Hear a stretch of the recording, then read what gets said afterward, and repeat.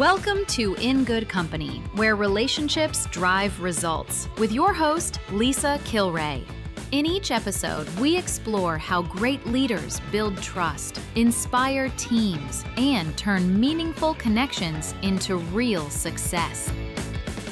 Welcome back to In Good Company, where relationships drive results, the podcast where we explore the leadership lessons, business strategies, marketing insights, and relationships behind companies and successful people. I'm your host, Lisa Kilrea, president of WSI Results. We help manufacturing and industrial companies improve how they're discovered, evaluated, and trusted across Google, AI-powered search, LinkedIn, and today's evolving digital landscape through our search everywhere optimization approach. My guest today is Veeral Hardev, Vice President of Business Development at Blue Current, where he leads business development, go-to-market strategy, partnerships, and marketing. Over the past two decades, he's built an impressive career helping innovative technology companies bring breakthrough products to market across industries, including clean energy, life sciences, medical devices, consumer electronics, physical AI, and now batteries. Along the way, he's led corporate strategy with international expansion, product marketing, and strategic partners. He's also, interestingly, the inventor on more than 16 different patents. With a unique blend of technical expertise and commercial leadership, Veeral has turned innovative ideas into successful businesses. Veeral, welcome to In Good Company. Thank you, Lisa, and thank you for that nice intro. I'm just kind of laughing at myself at all that stuff, but yeah, thank you for having me and awesome to be here. Very impressive. I love the 16 patent stuff. So we'll get into that in a little bit. So most people don't even have one. Yeah. So I always like to begin with the person behind the title. So looking back at your career, what first sparked your interest in working with emerging technologies and innovative companies? Yeah, really good question. I think it just came from, all the way back to being a kid, right? And just looking at being curious of how things work and how to make things better. And then, going through high school and into college, um, the kind of concept of just innovation, the kind of whole I grew up in the Bay Area, so the whole like allure and story of Silicon Valley, right? Being like, oh, the place where all this great new technology is being developed. And, I just wanted to be in some small way a part of that, right? And so I think that was, looking back the kind of genesis of it all. Okay. So one thing that really stands out versus some of our guests is that you've been successful working across a vast number of very different industries. So from medical devices, life sciences, renewable energy, you even used the phrase physical AI, Yeah. which I was not familiar with. Looking back, what experiences have had the greatest influence on how you approach business today? Yeah, I feel like everybody's path is unique and it's different. And to me, it's taking, what you've done and learning from that, right? Whether it's is successful or not. Oftentimes you learn the most from things that are not successful, right? Right. And so I'm definitely a big believer, having the kind of innovative startup mentality and about, doing things fast, failing fast, learning, all those kind of cliches that people talk about. I truly believe that, right? And so Mhm. I think these experiences, we could probably go one by one, like at each stop. There's probably something that has led to, just my belief in my approach. But I think at the end of the day, when you do look back at all this stuff, there's things that kind of the common thread, right? I always feel like it's important to kind of understand the common thread and where Mhm. things can be applied. And to me, specific to business and like getting partnerships or establishing partnerships, there's a few, the commonality there is maybe fairly obvious, but it's worth mentioning, right? It's approaching it because at the same time, people that are working together, right? So I think the best outcomes are always when people are open, honest, transparent. There's really good communication, and good communication just doesn't just mean that person says something and that person does something. It's really listening and understanding, what's at stake, what do we need to do, how can we work together to improve everything. So I'm a big believer in, there's that what's that African proverb that says, if you want to go fast, go alone. If you want to go far, go together. And to Mhm. me, every place I've been, even if you have just brilliant people, it's really that mentality of like finding the team aspect of it and kind of all getting everybody to kind of go together. Right. Um, and I feel that has been really successful, at least in my experience, everywhere I've been, right? And so, whether, like as you mentioned, whether it's in consumer electronics, medical devices, solar, Right. robotics, and now batteries, it's at the end of the day, it's still people that are driving most of the decisions, right? There's the emergence of AI and all this generative of intelligence and all this kind of Yep. stuff coming. But at the end of the day, all these things, AI tools don't sign partnerships, right? It's you have to work with somebody else and you got to come to the table, you got to come to an agreement, all this kind of stuff has to happen. And so to me, it's just, just being open, being honest, and, having good integrity, right? Oftentimes I think people think about partnerships as like, oh, well, we don't know how to do this. So let's just go find somebody that can do this for us. They think about it too transactionally, right? And, Mhm. that's not the way that, I would feel good about, like if somebody came to me and said, hey, yeah, like, what, well, we should do this because you guys can do this and we can, do B, right? And together, we can do this. But it's like, does it really make sense? Is it really filling a gap that, either we can't do or the other party can't do? Like, it takes a lot of thoughtfulness and crafting of a good agreement or contract or partnership, right?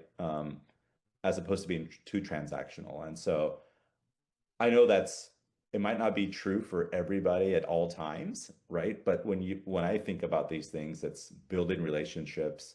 Hopefully there's a long-term partnership and it's not just a, hey, you do this one thing and I can do this and we're off and running. That's Right. not really a partnership, right? That's No, more it's not. transactional. Yeah. Exactly. So, I mean, just for the listener's purpose, I mean, I know I made mention of the physical AI. What is that Yeah, yeah, exactly? good question. Um, Physical AI basically is AI enabled maybe robotics is the best way to think about it, right? Okay. So there's been an emergence of AI, right? When you Yep. look back to Chat GPT's like seminal moment, when they launched their LLM. Mm. Um, and when you think about robotics, people are like, hey, robotics have been around for quite some time. You go in any major car manufacturing plant, there's robotics, there's robotic Right. arms there, right? From an industrial standpoint, robotics have been around. So physical AI is basically the merging of the two technologies, right? So now you can get robotics that are truly intelligent. They can Hmm. start to do things that historically they have not been able to do. And you can almost make them autonomous, right? So you can Right. have robots that are, what are known today as humanoids, right? And so there's companies out there that are trying to develop robots to be your personal assistant at home, help you do chores around the house. These things have to be super, super intelligent, have to work in all kinds of different environments and et cetera. That's an example. Humanoids are an example. There's industrial robotics is another example, but physical AI is essentially almost like a person, right? Right.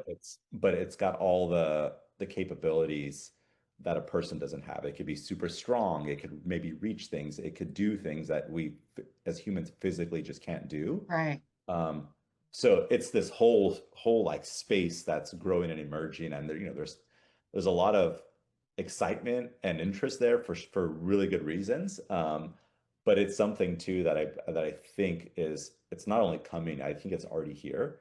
And I think for most people, they're just like they don't know what it is, but they don't think of it as physical AI because it's like already happening. Yeah. Yeah. That's interesting because I mean, it has been here for a long time and probably just in a very consumer oriented way. Roomba and Shark Exactly. are, Yeah. are an example of that, but the AI part of that is becoming smarter and smarter. That's So exactly I look right. forward to when they're going to vacuum my stairs, Yeah. and Yeah, not fall exactly. down the stairs. Yeah, exactly. Exactly. It's coming. So, yeah, cool. So tell me a little bit. I mean, we don't have 3 hours and you don't need to go through all 16 patents, but give us kind of an overview of these 16 patents and how did you get to that point? Kind of what are they about? And Yeah, I what did mean, you do with them? yeah, patents are interesting, right? They're great for technology companies, whether it's software or hardware, right? I've been mostly on the hardware side in my career, so not as much on the AI software. And so for hardware, right, patents are really great because you're like actually creating something that's tangible, right? And you go back to the days of like people like Thomas Edison and stuff like actually creating Mhm. that first light bulb, right? Like that's a great invention, right? So to me, patents are always built around great inventions. Um, and so early in my career was a lot more, I was doing a lot more of engineering and development work, right? And so there the patents really came from ideas and concepts like, hey, I'll give you an example for like a company early in my career, I was at, we were developing a consumer electronics kind of technology. I call it display technology. Mhm. And, we weren't using that technology for displays to begin with. We were using it for something else. And then we kind of came across this concept of, well, how do you take what we're developing from an application standpoint actually put it into a display? Well, it turns out we have to like figure out how does the display work? How do we get this technology, which is a material, into the display? Mhm. What's the best form factor? What's the best way to do this? And so I think a lot of the inventions then come from, okay, we have something that's being used for something totally different, but this would be great if we could apply this to like a display. So how do we do that? How do we create something that's new that hasn't been done before? And so it comes from those things. So, there's consumer electronics stuff. I think I have some patents on some medical device things. Even in the solar space, there's some patents on, we were developing a distributed solar technology that essentially goes onto glass. And so the idea was a transparent solar, right? So you could Okay. have a window that looks just like a window, but it's actually doubling as a solar panel. This actually has technology and coating on the glass that's actually absorbing the sun's rays and converting that into useful electricity while being fairly transparent. Like it doesn't look like anything And is there. attractive. Yeah. Exactly, it's Yeah. attractive. So, figuring out, well, how does that even work?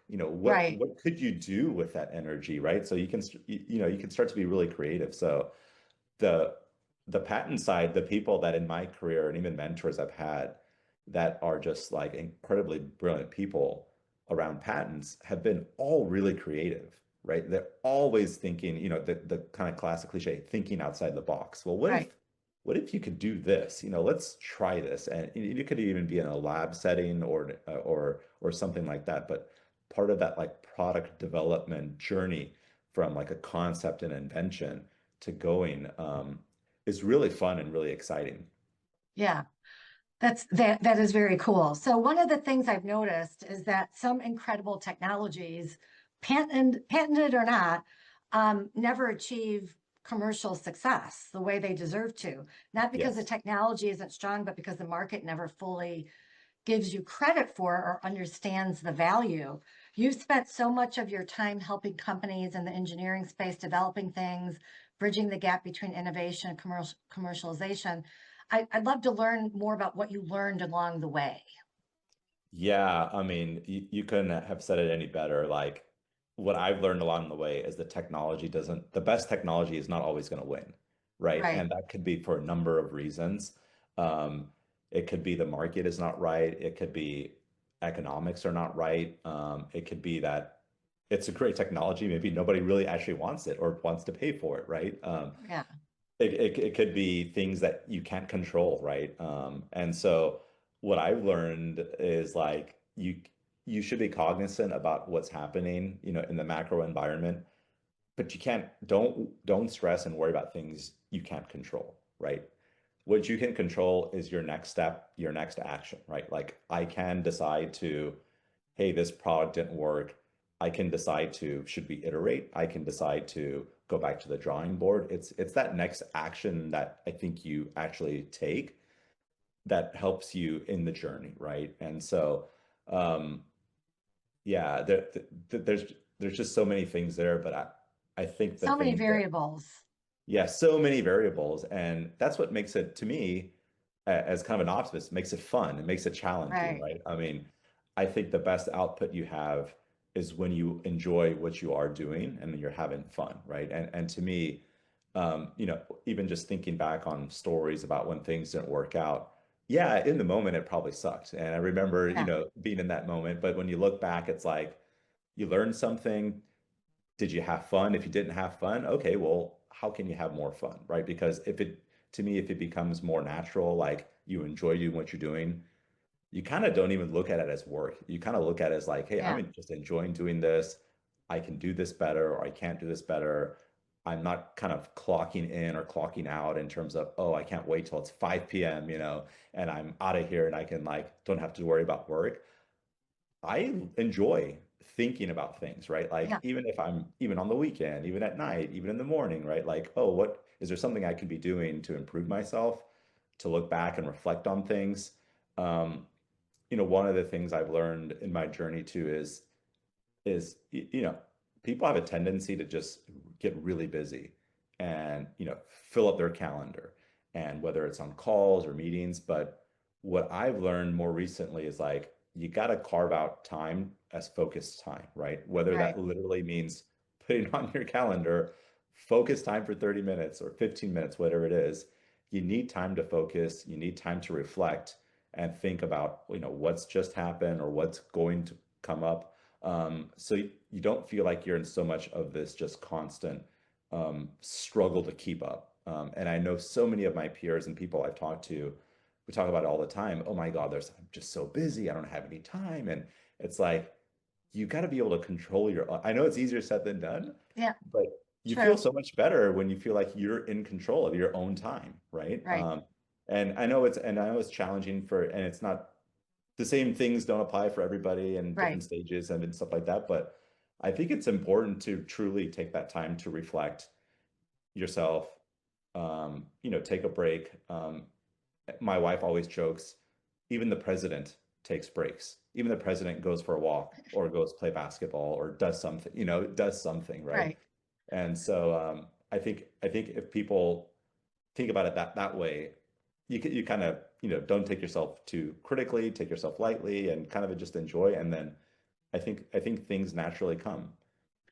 Yeah, I completely agree with that. I mean, if you're too absorbed in the moment and your task list, you can't even reflect and come up with that great idea or figure out how you're going to do things better. I think one of the things that you said that stuck out to me is that when I asked, you can have the best technology out there, but Yeah, it may not be successful. You had mentioned cost.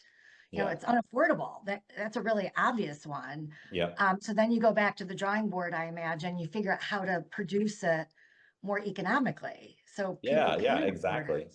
You Yeah, re-engineer it, yeah, I would imagine. yeah, Um, so once you get it to that point and you have a successful product, how do you, and you've vetted it and you've done research on need and all the things that are important before you launch, how do you get the visibility out there for something new, different, unique, yeah, breakthrough?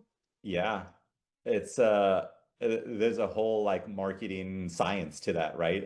Depending on the industry, right? And so I think I think you got to come up with a good kind of like maybe something that's more like classic business school kind of stuff, right? Like come up with a go-to-market plan or come up with a Right. marketing plan. Like how are you going to market this? How are you going to sell this? Who's going to buy it? Who cares? Who are the different stakeholders? Who are the decision makers? And as part of that journey, um, it'll become apparent like which channels do you use, right? Like do you advertise? Where do you advertise? How much do you Right. advertise? Do you form strategic alliances, right? Is this a product that's a consumer product? Because then maybe the marketing is different than if it's a B2B product, Yep. right? And so Absolutely. um, it's a lot of things to think about, and you got to plan it out. But I find all that stuff kind of fun to kind of think about. And then the thing that I've learned is once you make the plan, that's great, but that plan has to evolve. like it can't be it can't be a static plan. Right. The world is changing. The world is probably changing at a faster rate today than it has ever been changing, right? Right. And so just because you make a plan and everybody gets like, okay, yeah, we should do this, it's a constant reevaluation. Are you doing the right thing? And, sometimes you have to have the tough conversations like, you know what? We're probably not doing the right thing here. That's Let's not take working a so well. it's Yeah. not working so well. Let's take a step back and let's shift gears here, right? The more often that you're accountable not only to yourself, but the team is accountable along with you and is okay, making those changes. And it's not for everybody, right? That's more of that kind of go fast startup mentality. And Right. kind of as organizations grow and things get bigger, there's a natural tendency of people just think like somebody like me. I look at the larger organizations. I'm just like, man, it's just so slow, right? Like they have to have so many different approval processes, Too many people involved. protocols to kind of go through. Um, and I get it. I totally understand the reasons all those things are there. It makes a lot of sense. But you got to find, especially for a smaller company, because always been my experience. I'm at a smaller company trying to work with a big global company. How do you navigate all that stuff? And it's not easy, but again, if you're enjoyed and you figure it out and you're truly a good partner and you understand some of the limitations or constraints they have and same that you might have on your side, I think that's important to at least appreciate for Right. both sides, right? And so Right. um, yeah, but getting back to your question about, how do you market it? I, it's one of the, it's one of those It things that varies. it varies. And I'm chuckling because I think back to business school. One of the professors was just like, when you're caught with a really tough question and there's not a really good answer, it depends, right? Everything depends, right? Like it could Right. depend on a number of things, but I'm chuckling because that question it is such It depends, right? Yeah, for Like sure. the things I mentioned, like are you selling a consumer electronics gadget, right? Are you selling a new software into Oracle, or you know what I mean? Yeah. It's like it's totally different the angle you take, Yeah. but I think you got to be cognizant of that dynamic. Yeah. To There is no one size fits all for sure. No, So, kind of on that note, without asking you to share anything proprietary, are yeah. there common mistakes you've seen companies make when they introduce innovative products that other business leaders could learn from? Oh, yeah, it's a good one. I think the common mistake that I've seen is kind of like this latest and greatest invention, right? Or innovation. It's going to solve all your problems. It's it's it's probably never true, right? And so I think what's been most successful is when you're really specific and clear on what this service, this product offering, or solution is providing, right? And people think about key metrics and things like that and KPIs and all this kind of stuff. But it's those things are good at the right time. And I feel like it's important to be very very clear, right? And oftentimes it's a little bit of a science. Sometimes if it's not so clear, you kind of can assess that, right? Because there's not real like tangible things you can just point to and say, this is better because this is going to save me costs. This is better because this is going to improve my productivity. This is better because I'm going to optimize something that otherwise I could not have optimized or improved, right? And so Right. sometimes depending on the service or solution or product, sometimes it's not a you know best thing since sliced bread, and that's okay, right? Not everything is, right? It's rarely that it is, but I feel like Yeah. there's more kind of a promotion and language out there that it is, right? But when you kind of peel it back and understand, it's not really, right? So I get it because people want to grab attention and people want to talk about their thing and the latest and greatest, and we all have a tendency to do this, right? And so I know reporter, especially in the media world, they're always looking for what's the best, what's the first, what's the greatest, right? And so Yeah. people are interested in those things. Um, so to me, it's just like it might not be the best, it might not be the first, it might not be the greatest, but you know what? It's going to work. It's going to, save you money. It's going to help you get, more optimization or return on your investment for whatever this is doing. And so I think to me that's the one thing that I think I've consistently seen, and I think you'll always consistently see it too, right? It's just like Right. this solution or this innovation is going to solve everything. Nothing solves everything. Yeah, exactly. So tell us a little bit about Blue Current, Yeah, because this yeah. is your latest journey in your career. Yeah, and it's really fun, right? It's still in an I would call innovative space. It's in a storage space, energy storage space, right? So Blue Current is developing what we call fully dry or solid state next generation batteries, primarily using a material called silicon, right? That everybody's really familiar with, Silicon Valley, semiconductor chips, et cetera. And so Blue Current is developing this technology to basically create the best battery, right? Here I go talking Okay. about all the cliche things, but really, when we think about it, it's the combination of all the different things that you would want in a battery. What do people want in a battery? You want it to work, you want it to be safe, you want it to last a long time, and you want it to power or run whatever it is you want to power, right? Or operate. And so traditionally, we've, as the society and the battery industry has gone and has been advancing, it's all about what's the most power you can pack into some certain area as a battery, right? What can you power with that? Can you power a phone? Can you power a laptop? Can you power a car? Right? So now we have electric vehicles, right? So, but for us, it's really that combination of, yes, it can power a lot of things. It can power as much as whatever other technology that's out there. It's super safe. And because it's fully dry, we don't have kind of the flammable materials that are in traditional batteries, which actually start and sustain fires. So the thinking is, if you start from a material standpoint without that limitation or constraint, you're inherently safer, right? From a product and usability standpoint. And then it's got to last a long time, right? I mean, people want their devices to last longer. You want your car to go further. People in robotics want not to have to charge their robots as much, right? Right. For every application you think about where you need a portable battery, or even if it's not portable, even if it's stationary, for things like data centers, things like grid storage and grid optimization, we need energy solutions that are long lasting, that are safe to deploy, aren't going to be dangerous in case of, kind of events that cost fires and things like this. And so that's what Blue Current is doing. The company's been around for about 12 years, Okay. been developing this technology.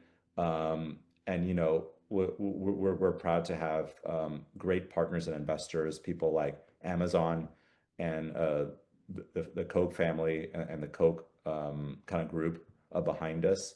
Um, and there's a commonality in just the way we see things and the way we see the world. Energy, we believe, is a growing problem, is always going to be a problem. The sun is great because we get essentially free energy every day from the sun, Hmm. but we got to be able to harvest that energy, and we got to be able to utilize that energy at times where we don't have sun. And so Right. those are things like at night, at times of the day where the sun is not working, right? And so energy storage has to be part of that equation. And energy storage could be different approaches and different technologies, but batteries is definitely a big one. Yep. And we believe it's got to be safe batteries and sustainable batteries. And so that's really Yep. what we're working on at Blue Current. Wow. Impressive. That's really cool. So I want to talk a little bit about the future of buyer engagement. AI obviously is one of the biggest topics in Yeah. business today, but I think the conversation often becomes focused on the technology itself. From your perspective, where do you believe AI will have the greatest impact on the way companies build relationships with customers over the next 5 years? Oh, that's a good one. I mean, AI is going to impact everything and how we do, right? I'm a big believer in that. I'm not the AI alarmist, and I'm not also like everything's going to be AI and we're just not going to have anything to Mhm. do. Let's hope Um, not. yeah, so somewhere in the middle, right? I still do think AI is great at doing things like research and doing optimizing and you know, automating like workflows and work streams. But at the end of the day, we still need, we're people, we're humans. And so we still need that human interaction. We still need to talk to people, have social gatherings. And a lot of kind of sales, business development, et cetera, comes from those things, right? I'm not going to have an AI agent go out to the world and start selling blue current batteries, right? That doesn't make any sense, right? It can help me identify maybe interested parties, interested companies, maybe where would be good channels or good places to kind of go. And so to me, we should think about AI as another tool in the toolbox, if that makes sense, right? Like we can't heavily over rely on it and we shouldn't completely disregard it because it has the opportunity to really impact in a positive way, I believe, mostly positive, to improve things, improve productivity, improve efficiency, and frankly, just do things that are just like almost like the copy and paste kind of stuff. I always think about like, I remember back in the day when I was working at a bank in high school and I was interning, and one of my jobs was really literally going from a spreadsheet, copy and pasting different account information to another spreadsheet. And so those are things that are like, this is way beyond what people should be having to do now. The technology is way beyond this. So there's and what that means is then, okay, yeah, maybe that job that I had kind of goes away, but that opens up an opportunity for me to be doing something else and maybe learning something else. And so Yep. that's the way I think about AI is like, let's use it for the merits and advantages that it has. Let's not over rely on it. I know a big thing. My colleague Susan, who's my boss here, who's our CEO, it's a great leader. She's really like, there's just AI slop out there now. Like people are over relying and using AI to read things for themselves, to summarize things, to write things, and it's like we're people are losing that ability to use that part of our brain and our function, Right. right? And so you don't, to me, that we're starting to over rely, right? Like we still have to be able to think, have reasoning, have logic, right? Does this make sense? Does A plus B, does it equal C? We have to be able to do those things. We just can't be so blind that we're just saying, hey, ChatGPT, do this for me, or hey, Claude, do this for me, or hey, Gemini, do this. Right. But I think used in the right way, it's going to be really effective. And so I know um, it's a super innovative space. There's stuff happening not only daily, but I feel like hourly things are coming out, right? I mean, it's just a Yep. lot, but I think if used in the right way, intelligently, we should use it in the way that it makes sense and it's helpful for everybody. And Yep. like all technologies, there's going to be some bumps, right? People are going to start using nefariously and things like that. That's just part of it, right? That's just going to happen. But um, I'm a believer in using it for how it makes sense. And Right. I think every company out there is trying to real time figure this out. Some companies are maybe further ahead than others. But it's going to be an evolving thing. It's kind of back to my story about like you could have a plan and then that plan is not going to be static, right? It's gotta be something you look at it. And with AI, I think that's going to be the case too. I think that iterative loop now just and how fast you look at things and rethink things just becomes that cycle just becomes smaller and Yep. smaller. Yep. I completely agree with everything you're saying about AI. And there's a lot of pluses to it, but everybody does need to be careful. Yeah, And, I hope people don't stop thinking, just like people stopped writing with the computer. right. I can barely write a postcard now, because of that.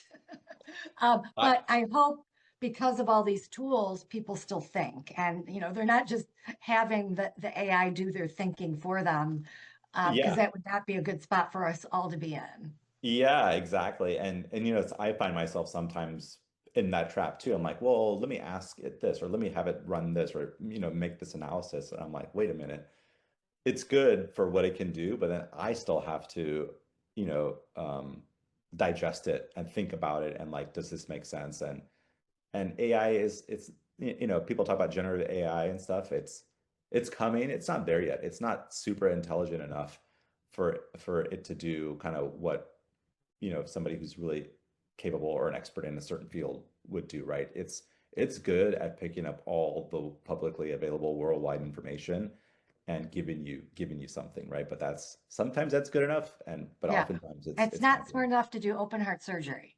Yeah, So as yeah, far as yeah, I know, yeah. I mean, I speaking of still think you robotics, need the right? I heart mean, surgeon. yeah, I know.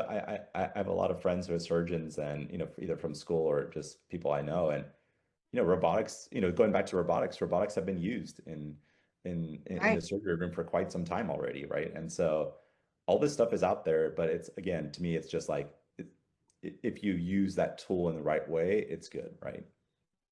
Yep. So let's talk about leadership a little bit. Veeral, when you think about the best leaders you've worked with throughout your career, what qualities consistently stand out to you? Yeah. Uh, Communication for sure. And that doesn't just mean the leader is saying, Veeral, go do this, and I go do it, and I come back and report, right? It's communication, it's open communication. It's kind of back in business school, their core principle was confidence without attitude, right? And then what to me, what that really means is like, yeah, great leaders, have a right to talk about themselves or be boastful or have an ego, but the best ones, I think, don't do that, right? The best ones actually motivate and inspire people to to do something, right? Whether it's like running a division or running a company, they enable best leaders are good at figuring out how to enable to get the most and best out of people that they work with or are working for them Right. and and also encourage them to feel like they're so valuable as part of that as part of that process, right? And so yeah, best leaders to me are it's almost like they don't even have to talk about leadership, that they're people you just want to work with and you want to follow and Right. you want to work with. And so I've been fortunate in my career to have people that I've looked up to, and I've also had experiences where I kind of find out I get it, they're the leader. I don't necessarily agree with a lot of this maybe philosophies and stuff, but they're able to get you know things done, right? And Right. so you also got to be open to learning from people you don't even agree with sometimes, right? Or maybe you're just saying, I probably wouldn't do it that way, but I'm Yeah. learning, right? And so the best leaders to me though are the ones that you're just like, they're encouraging people, they're motivating, they're doing versus just saying. And so I'm a believer in the leadership of do what you say, not telling people do what you don't say kind of thing, right? And Right. so not to be more of a authoritative kind of dictator like type leader, but like a leader that I don't even think about it as like my boss, like Susan, I don't even think about her as like my boss. She's like so awesome. I would work with her all the time because we've developed now this relationship. And um but yeah, to me, it's communication. It's just all these intangibles that just like they're just good people, right? Right. I want to be surrounded with good people because if you're surrounded by good people, you'll like what you're doing, you'll have fun, right? So all these things then start to kind of naturally come together. Yeah. I like your comment about the ego that you brought up. And it's like, I think the ego can really get in the way. I mean, everyone's got some level ego and that's Yeah, healthy, yeah, but too much ego can just, destroy a positive leadership style yeah, because and it's that the goes ego that's driving everything. exactly. And then it goes kind of hand in hand with culture, right? I mean, you want to be surrounded by people who believe in a culture that you would want to be around, right? And so good leaders help develop that culture. They basically help lead that culture, right? Like you should be open, you should be honest, you should be able to talk to me, you should be able to pick up the phone or message me or whatever about anything, right? And Right. so um, and not only just to say that, but encourage that kind of behavior. Um, I think good leaders encourage good behavior. and then they reward good behavior and they motivate that, right? And so you feel inspired, right? Inspiration from a leader is really high, right? Like good leaders really know how to inspire people, right? And I mean, Yeah. all kinds of books from people in the military and stuff of how they just like lead, right? They lead by a lot of times starting with inspiration. Like, am I going to Right. follow this person into literal battle, right? Do I believe in this person? But yeah, that goes with the corporate world too, right? Like, do I Yeah. believe in this person so much that, and their vision and their philosophy, that I'm willing to go with them, Yeah. because life is a journey, right? Everybody's got their own path, and you should have choices and options, and you should be thoughtful about what you're doing, why you're doing it, and who you're doing it with, right? And Right. it's a lot, but I think when you start answering those questions positively and you feel happy about it, and you can see I'm like smiling as I talk about this, it's really exciting, right? I Yeah. mean, and so I think that's, yeah, When good you find leaders. yourself in that position, it's Yeah, very exciting. it's exciting. Yeah. And And that I should think be everybody, everybody's and I goal. think everybody can find that, right? Right. And I think if you don't have it, you can look for it, right? But Right. you shouldn't stop. Yeah, I agree. So if you were mentoring someone just beginning their career, what advice would you give them about building meaningful professional relationships and finding that spot in their life that inspires them and prompts them to be on that journey with a Yeah. team? I would really encourage people to reach out to people and to find mentors, right? Because I think, at least in my journey, in my career, when I've been doing that, it's not like I'm bothering somebody, or people are usually generally open to giving some advice, giving some support, giving some feedback. And I think the thing that is also I think would be good to provide is then, don't think of it as a young professional or coming out of school or getting your first job as like, oh, I need somebody who can get me an internship or a job at this place. Like, I just need to talk to them.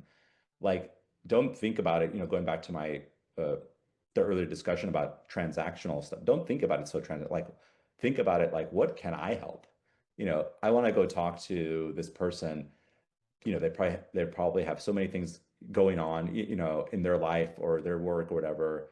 If they're going to take time to talk to me about something that I'm doing, or I'm seeking some advice or support on, is there something I can do to help them? And so I think about it that way, like, and that's how you build good relationships, right? Like, best relationships aren't one-sided, right? They are that, yeah, you might be helping me, talk to somebody who maybe is looking for an internship or looking for a job, and maybe put me in touch with that person. But maybe I can do something too, for that person. Hey, I noticed, you know, that you're into this hobby. You know what? I just did some research, or hey, I've done that. You know what I mean? Like, find Yeah, some commonality of right. how you can bring value. Because at the end of the day, people want to, I think, be good stewards. I believe, at least, maybe not everybody believes this, but I feel at the end of the day, people want to help other people. I And agree. so, and I think that's it makes it fun, and it makes it really cool, and it makes it like a natural, like, yes, I will try to help you if I can, right? And if I Right. can't, let's stay in touch. How else can I support? So, um, I know it's extremely hard right now for people that are just graduating or Young coming out of people. college, Yep. getting jobs. It's extremely hard. If I was in that position, I feel them. I don't even know what I would be doing, to be quite honest. But that doesn't mean you don't do anything, right? So be active, be out there, talk to people. You can do research, use the AI tools that exist to your benefit and your advantage, but definitely reach out to people Yep. and find people, because I've always have found that, yeah, it might be stressful. It might be like, oh, I don't know if I should contact that person. What will they think of me? Be yourself, just be out there, be open, and be willing to get a lot of rejection, right? Yep. I think that's the thing. It's not for everybody. A lot of people are scared or nervous or anxious about that, but you got to be open to that, because you know what? Not everybody gets their first job from a first conversation, right? You're going to get a lot more no's in partnerships than you are probably yes, right? You're going to get a lot more no's almost in everything you do in business. And so it's really having perseverance, learning from that, evolving from that, and being open, right, to Yep. to constructive feedback. So, Yep. um, Yeah. Yeah. I don't diminish how hard it is, but I also encourage people, that doesn't mean just sit on the sideline and just wait for something to come. Yeah. Be active. I think that's great advice. And technology is not going to get you a job. It Correct. might help, and it's not going to promote you, and it's not going to mentor you. Correct. Those are all people's Yeah. responsibilities. Yeah, exactly. So I think that's really, really great advice. So Veeral, before we wrap up, where's the best place for listeners to connect with you or learn more about Blue Current? Yeah, definitely. Blue Current, you can go to bluecurrent.com on our website. We're constantly updating and elevating and changing and adding more content and use through our website. So definitely from our website, you can find me on LinkedIn. Um, and then yeah, you can find all kinds of contact information just from the website. So appreciate that opportunity. And if people want to connect, I'm always more than happy to connect, whether it's business related, industry related, maybe people out there are like, hey, I want to learn more about these batteries. Like, Yeah, like and you're on happy to have a talk. LinkedIn. You're Yeah, on LinkedIn, yeah, exactly. um, Veeral Hardev. Yep. So you can look them up, and we'll be sure to put those links in the show notes. So the listeners have that information for Blue Current and yourself, Veeral. So Yep. thank you so much for joining me today. I really enjoyed our conversation, and I appreciate you sharing your perspective. One of the themes that really stood out to me is that successfully bringing innovation to market isn't just about developing great technology. It's about helping customers understand it, building trust, forming strong relationships, and consistently creating value over time. Thank you again for joining me, and thanks to everyone for listening. I hope today's conversation gave you a few ideas that you can apply within your own organization. I look forward to being with you again in good company. Until next time. Thanks for listening to In Good Company, where relationships drive results, with Lisa Kilrea. Be sure to follow or subscribe so you never miss an episode. Until next time, stay connected and keep building relationships that drive results.